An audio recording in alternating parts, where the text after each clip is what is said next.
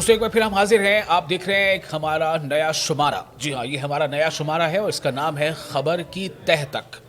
खबरें आप सुनते रहते होंगे और ख़ासतौर से जम्मू कश्मीर के हवाले से अगर हम बात करें तो हर दिन कुछ ना कुछ ऐसी खबरें होती हैं जो सुर्खियाँ बनती हैं और जिन खबरों से आपका सीधा ताल्लुक़ होता है। हमारी कोशिश होगी कि खबरों के इस शुमारे में जिसका नाम हमने रखा है खबर के तक, उसमें हम अक्सर आपके साथ हाजिर हों। हमारे साथ होंगे हमारे साथी शौकत, आप जानते हैं शौकत कश्मीर से ताल्लुक़ रखते हैं। शौकत, खबर के तहत तक इस नए शुमारे के बारे में कुछ बता दें भाई नाज़रीन को। जी, जिस तरह से सोशल मीडिया पे जम्मू कश्मीर और ख़ास तौर पर लद्दाख, ये 3 रीजन से हमको रिस्पांस मिल रहा है, लोगों की का प्यार मिल रहा है, उससे हम एक इंस्पायर होकर हमने सोचा कि अपने जो हमारे शायकीन, हमारे जो नाजरीन हैं, उनको हम और डेप्थ से और अच्छे तरीके से और डिटेल्ड हम खबरें दे दें। बिल्कुल, तो अब जैसा इसके नाम से ही वाज़ेह है, खबर की तह तक। आज जिन खबरों पर हम थोड़ी चर्चा करेंगे कि इस खबर की तह में क्या है। दरअसल ये जो खबर के तौर पर आपके सामने है, इसके तह में क्या है। पहले आपको बता दें, एक तो ये है कि अभी जिस तरह से वंदे मातरम का 150 साल पूरा हुआ, उसके 150 साल पूरे होने पर पार्लियामेंट में इस पर चर्चा हो रही है। इस पर महबूबा मुफ्ती ने जो है अपना एक स्टैंड लिया है, उन्होंने ट्वीट किया है और इस पर कुछ सवाल खड़े किए, उस पर हम चर्चा करेंगे कि इस खबर के तह में क्या है। दूसरा, डिप्टी सीएम सुरेंद्र चौधरी है, आप जानते हैं अक्सर वो अपनी सुर्खियों में रहते हैं अपने बयानों को लेकर के। तो उन्होंने एक बार फिर से ये मतलब उनको कहीं ना कहीं एक टीस है, उसको उन्होंने फिर से इजहार किया। वो कह रहे हैं कि जो दर्जा है रियासत का वो हमें जल्द से जल्द मिल जाना चाहिए और उसके नहीं मिलने की वजह कर बहुत सारी चीज़ें ऐसी हैं या बहुत सारे ऐसे काम हैं जिस पर बहुत ज़्यादा असर पड़ रहा है। इस पर हम चर्चा करेंगे। दरअसल रियासत का दर्जा जो है ये मुतालबा कब से है, क्यों है। दूसरा, नेशनल कॉन्फ्रेंस ने जेकेपीसी से इम्तिहान के हवाले से पीडीपी और बीजेपी पर इल्ज़ाम तराशी का इल्ज़ाम लगाया है। जेकेपीसी पीपल्स कॉन्फ्रेंस जो है, एनसी के तर्जुमान इमरान नबी डार ने कहा है कि इम्तिहान मुलतवी करने की दरख्वास्त करने वाली फाइल एलजी के दफ्तर को भेज दी गई थी। ये इसकी असलियत क्या है, किस हद तक एग्जाम पर मुतासिर वसी चर्चा करेंगे। इंजीनियर रशीद ने पीएम मोदी को लिखा है खत। जी हाँ, आपको पता है engineer Rashid, MP engineer Rashid जो इस वक्त तिहाड़ जेल में है, उन्होंने पीएम मोदी को खत लिखा है। खत क्यों लिखा है, इस खत में मुतालबा क्या क्या है, इस पर चर्चा करेंगे, खबर के तह तक जाएंगे। और चौथा, कटरा में माता वैष्णो देवी संघर्ष समिति ने श्राइन बोर्ड के दफ्तर के बाहर एहतजाज किया है। अब फिर से श्राइन बोर्ड के दफ्तर के बाहर एहतजाज करने की वजह क्या है, इस खबर की तह में क्या है, इस पर चर्चा करेंगे। तो सबसे पहले रुख करते हैं कि इंजीनियर रशीद ने जो खत लिख करके मांग की है, शौकत क्या इस पर थोड़ी बातचीत करें हम लोग पहले कि इस खबर के तह में क्या है। इंजीनियर रशीद ने जो खत लिखा है वो खत का क्या मतलब मवाद क्या है, वो क्या चाहते हैं अपने खत के जरिए से।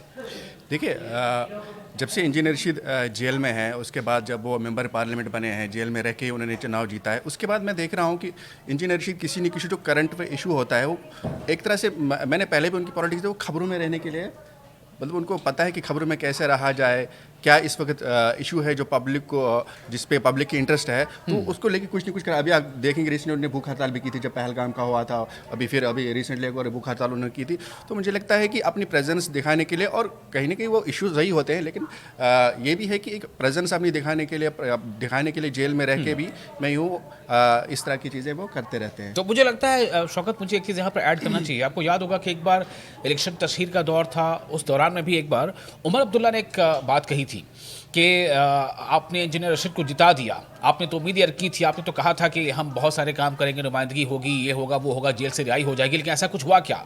और आखिर इस तमाम जो ये जो बारामूला, शायद बारामूला के तमाम जो अवाम है वो एक तरह से वो अपने हक से महरूम है, उनको जो नुमाइंदगी नीचे नहीं हो पा रही है। जिस वक्त उमर अब्दुल्ला को उन्होंने हराया था नॉर्थ कश्मीर की बारामूला पार्लियामेंटरी सीट से, उनकी जीत के थोड़ी देर कुछ वक्त के बाद ही उमर अब्दुल्ला ने ये कहा था कि भाई नॉर्थ कश्मीर के लोगों ने ये क्या फैसला कर दिया कि अगरचे उनके बेटे जो है अबरार रशीद, वो ज़्यादातर इसलिए वोट मांग रहे थे जब वो कैंपेनिंग कर रहे थे कि मुझे अपने बाप को छुड़ाना है, मेरे बाप को छुड़ाइए आप। तो उन्होंने कहा था ये कोई क्राइटेरिया ही नहीं, आप एमपी बनेंगे आप छूट जाएंगे। तो उसी दिन से वो टारगेट कर रहे हैं और उसके बाद वो बार बार ये बोलते रहे हैं कि भाई नॉर्थ कश्मीर की नुमाइंदगी नहीं हो रही है। राज्यसभा में जो अभी एनसी के 3 मेंबर्स गए हैं, तो उसके बाद उन्होंने फिर से बात को दोहराया। हाँ, तो उस वक्त जैसे एनसी मेंबर ने वो स्टेटहुड का पहले ही दिन इशू उठाया, तो उन्होंने फिर ये एक मौका नहीं गवाया इनको टारगेट करने के लिए। लेकिन मुझे लगता है कि वो इंजीनियर रशीद बराबर उनको काउंटर भी कर रहे हैं, जिस तरह से वहाँ से लेके भी वो चाहे कभी खत रहते हैं, कभी पार्लियामेंट में आके 10 मिनट 2 मिनट से 1 मिनट में कोई ना कोई इशू, बड़ा इशू उठा ही लेते हैं। बिल्कुल। बिल्कुल। अब जो दूसरी खबर काफ़ी अहम है उस पर चर्चा कर लेते हैं। मैंने अपनी इब्तदाइया में JKPC कह दिया था, दरअसल वो JKPSC है, Jammu Kashmir public service commission.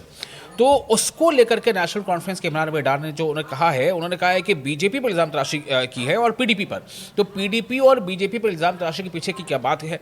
दूसरा ये कि जिस तरह से आपने देखा था पूरा उसको लेकर के खतो खिताबत का सिलसिला हो गया था, ट्वीट्स आने लगे थे और फिर तनवीर सादिक ने वो लेटर जो है वो ट्वीट कर दिया था जिसमें वज़ीर आला की तरफ से लेटर लिखा गया था और ये मांग की गई थी कि जो एग्ज़ाम होना था, जो हो चुका, उसे कैंसिल कर दिया जाए। इस पर क्या है शौकत? क्या नेशनल कॉन्फ्रेंस जो फंसती नज़र आ रही थी उसने कहीं ना कहीं अपने इस फेस सेविंग के लिए अब इस तरह का स्ट्रैटेजी और वो PDP पर निशाना साध रही? मुझे लगता है कि ठीक है, उन्होंने जो किया वो सही है, लेकिन मुझे लगता है थोड़ा देर से हुआ। ये प्रोसेस थोड़ा पहले से स्टार्ट होना चाहिए था, जो कुछ भी करना था। जैसे कि सजादुल ने कल कहा अपनी प्रेस कॉन्फ्रेंस में कि ये बेचारा बनने की कोशिश कर रहे हैं उमर अब्दुल्ला। मैंने किया भी लेकिन वो नहीं करने दे रहे हैं। मैंने LG को बोला था वो नहीं, तो वो बेचारा बनने की कोशिश कर रहे हैं। तो कहीं ना कहीं बहुत सारे लोग ऐसा मानते हैं कि जिस वक्त से या जिस टाइम से इस पर काम होना चाहिए था, ये प्रोसेस स्टार्ट करना चाहिए था, तो नहीं हुआ। तो लेकिन मतलब अगर 2 दिसंबर की भी तारीख है, उसको भी पकड़ ले कि 2 दिसंबर को फाइल भेजी गई थी लोक निवास में, जी जी। तो वो भी जो है बहुत करीब है। 7 तारीख को एग्जाम होना है, 2 दिसंबर को आप और सजाद लोन ने ही जैसे कही ये भी कहा कि वहाँ से कुछ रिप्लाई आया था LG के ऑफिस से, तो फिर वापस यहाँ से उसको किसी ने नहीं देखा, उस पर कार्रवाई नहीं हुई आगे की। जी। तो ये कहीं ना कहीं एक तरह से फेस सेविंग की कोशिश है। इसमें ये फेस सेविंग की कोशिश है। और एक और चीज़ ये है कि इसमें कई सारी कल ये हुआ कि इंडिगो का भी इशू हुआ। बहुत सारे स्टूडेंट हमने देखा जिनने न्यूज़ 18 के साथ बात भी की, वो बोल रहे कि हम नहीं आ पाए, हम नहीं पहुंच पाए क्योंकि हमारी फ्लाइट्स नहीं बुक हुई या थी तो वो कैंसिल हो गई। तो वो भी एक इशू था। फिर और जो एज रिलैक्सेशन का था बढ़ाने का, उसमें भी अभी कन्फ्यूजन था किस लिहाज से क्या है। तो NC वो बोल रहे हैं कि ये सब चीज़ें थी। अब वो PDP और BJP को इसलिए बोल रहे हैं कि उन्होंने जो अलायंस किया था उसके बाद ही जो चीज़ें कश्मीर में हुई, 370 हटा, स्टेट उठ गया, बाकी सब नए कानून बने, मतलब तमाम मसले को वहाँ जोड़ देते हैं। बिल्कुल वो वजह है। हाँ, तो अपना दामन छुड़ाने के लिए वो वहाँ से जोड़ रहे हैं। एक और अहम चर्चा, महबूबा मुफ्ती, चूंकि PDP का हम जिक्र कर रहे थे तो फिर इस खबर को भी साथ साथ लेते हैं। महबूबा मुफ्ती जो PDP की सदर हैं, मुझे बताने की जरूरत नहीं, आप जानते हैं, तो उनका एक ट्वीट जो है उस पर काफ़ी सवाल उठ रहे हैं। जो उन्होंने ट्वीट किया है, ट्वीट में उन्होंने मेंशन किया है कि जो पार्लियामेंट में वंदे मातरम के 150 पोस्टों पर जो चर्चा हो रही है, दरअसल इस वक्त उससे बड़ी ज़रूरत, उनका ये कहना था उस ट्वीट के मुताबिक, अनएम्प्लॉयमेंट है। इस वक्त उससे बड़ी ज़रूरत जो इंडिगो को लेकर के जो पूरा एक बहरानी कैफियत बनी और पिछले 3 दिनों से आप सोचे कि एक दिन में अगर 1000 से ज़्यादा फ्लाइट्स कैंसिल हो रही है तो क्या हालत हो रही होगी, उसको उन्होंने हाईलाइट किया, जिस पर BJP ने सख्त हमला किया और कहा है कि महबूबा मुफ्ती की ये जो है ये उनकी नीयत ही रही है, इसी तरह का उनका रवैया रहा है कि वो जब भी कोई ऐसी बात होती है जिससे देश की यूनिटी की बात होती है तो उस पर वो कहीं ना कहीं किसी न किसी एंगल से सवाल खड़े करती है। शौकत, खबर के तह में क्या है? महबूबा मुफ्ती ने कल, चूँकि आप जानते हैं कि लोकसभा में, पार्लियामेंट में अभी इस पे वंदे मातरम पे जो है डिबेट हो रहा है, तो महबूबा मुफ्ती ने का जो ट्वीट है उन्होंने ये बात कही है कि भाई इस वक्त मुझे लगता है कि सही वक्त नहीं था इस पर, क्योंकि अभी बहुत सारे इश्यूज़ हैं, खासतौर पे इंडिगो पे जहाँ लाखों पैसेंजर्स जो है फंसे हुए हैं, परेशान हैं, रो रहे हैं, हज़ारों फ़्लाइट्स कैंसिल हो रही हैं। तो इस वक्त जो है मुझे लगता है कि इससे बेहतर था कि उस पर तवज्जो दी जाए थी। रोज़गार की बातें उन्होंने की है कि इससे रोज़गार कहाँ से आएगा, वो सब चीज़ें। तो उनका यही था कि इस वक्त शायद वो मुनासिब नहीं था, इस वक्त इस चीज़ से ज़्यादा उस पर बहस होनी चाहिए थी जो इस वक्त पब्लिक को मैटर कर रहा है इमीडिएट में। तो इस पर BJP ने उन पर सख्त कहा कि BJP जैसे पहले भी कहती रही है कि महबूबा मुफ्ती सॉफ्ट सेपरेटिज्म की पॉलिटिक्स कर रही है, आज तो उन्होंने ये तक कहा कि ये जो बयान है ये एंटी नेशनल बयान है। तो मतलब ये कि कहीं ना कहीं बयान जो भी हो और हक या पक्ष जिसका भी लिया जाए, लेकिन सियासी अंसर है इसमें।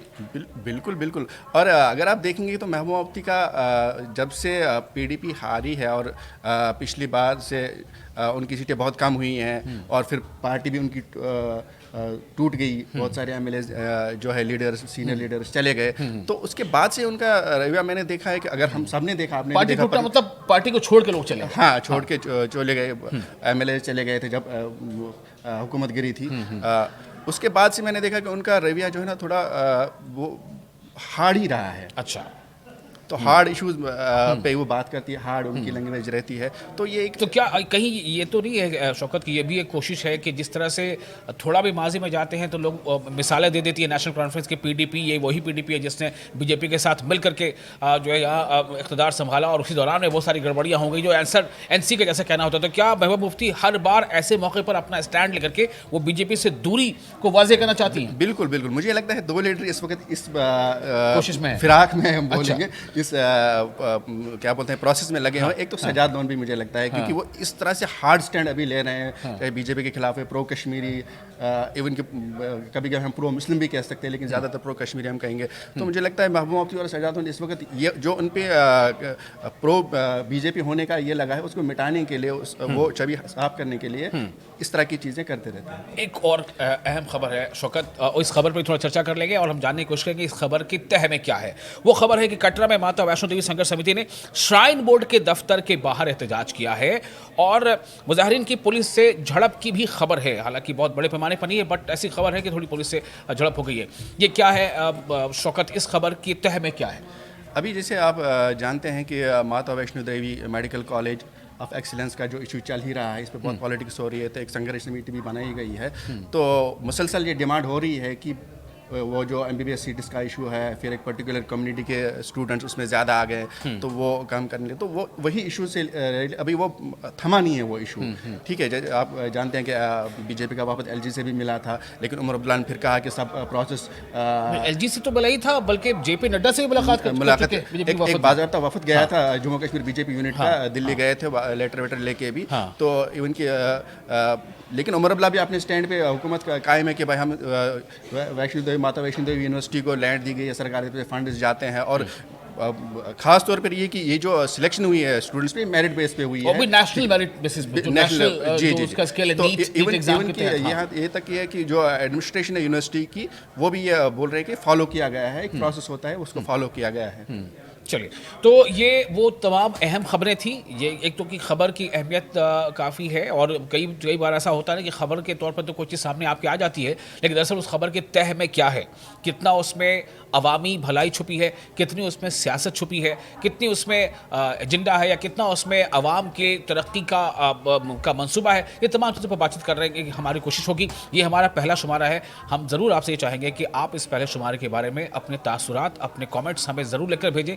आप इसमें, और अगर आपको ये अच्छा लगा तो वो भी लिखें, और क्या तब्दीली चाहते हैं, आप क्या चाहते हैं हमसे, किस तरह की हम खबरें दे दें, किस तरह की बात हो आप तक पहुंचाएं, आप सब कमेंट बॉक्स में अपने हमको बता सकते हैं। बिल्कुल। तो बहुत शुक्रिया आपका, आप बने रहे हमारे साथ, और हमें और हमारे साथी शौकत को दें इजाज़त।